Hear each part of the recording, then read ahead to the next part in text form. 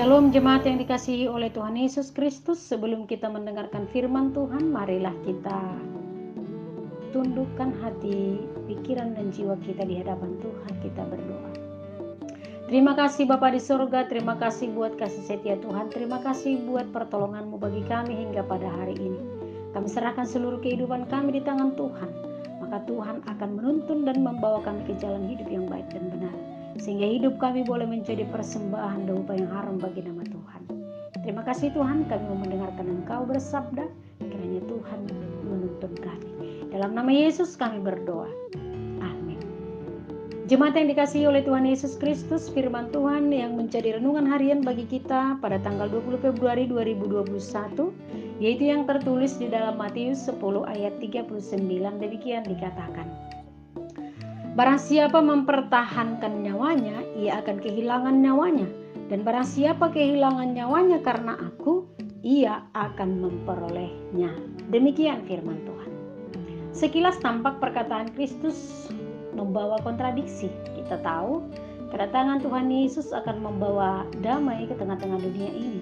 Tetapi ia katakan kedatangannya bukan membawa damai, tapi melainkan pedang. Ia membawa perdamaian antara Allah dan manusia, dan perdamaian antara manusia dengan manusia.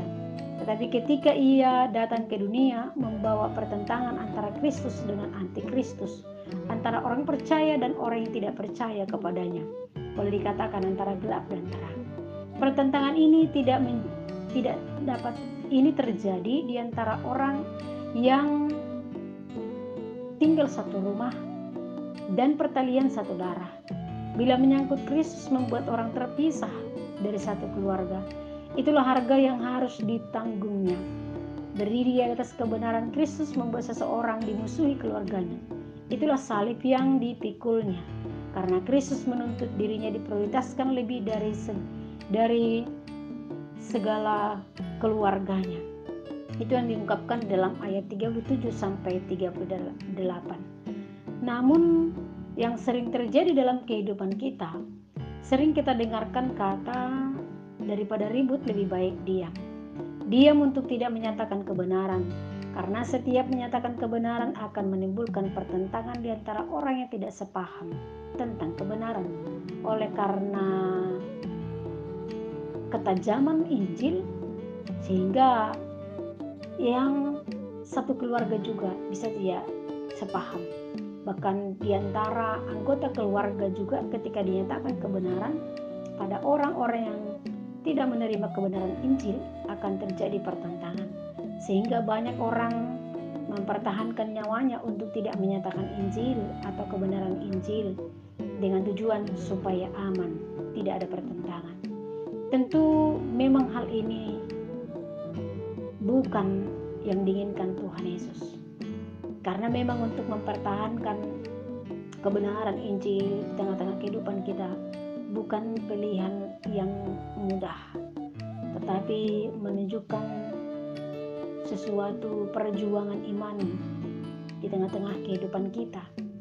Namun ketika kita mengungkapkan itu dan menyatakan itu, walau menghadapi tantangan sekaligus kehilangan nyawa karena Allah dan juga karena menyatakan kebenaran, kita tidak sia-sia tetapi memperoleh kehidupan.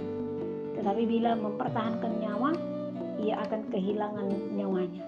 Memang Injil yang diperdengarkan mungkin terjadi penolakan, tekanan, intimidasi, bahkan mungkin dipecat dari pekerjaan kita ketika kita menyatakan kebenaran di tengah-tengah kehidupan kita, ketika kita menyatakan pengikut Kristus dalam hidup kita.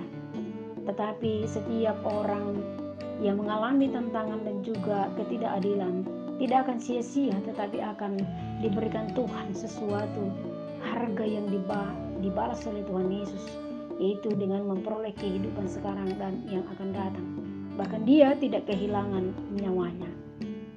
Walaupun kehilangan nyawa, tetapi Allah menyelamatkan jiwanya untuk selama-lamanya.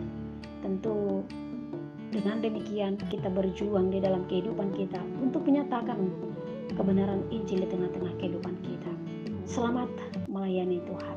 Amin. Kita berdoa. Bapa yang baik, kuatkan kami agar segala bentuk penderitaan dan konsekuensi yang harus kami tanggung dalam kehidupan ini, boleh kami menerimanya dengan baik, dan kami kuat mampu menyangkal semuanya itu tanpa harus menyangkal Engkau di dalam kehidupan kami. Dalam nama Yesus kami berdoa.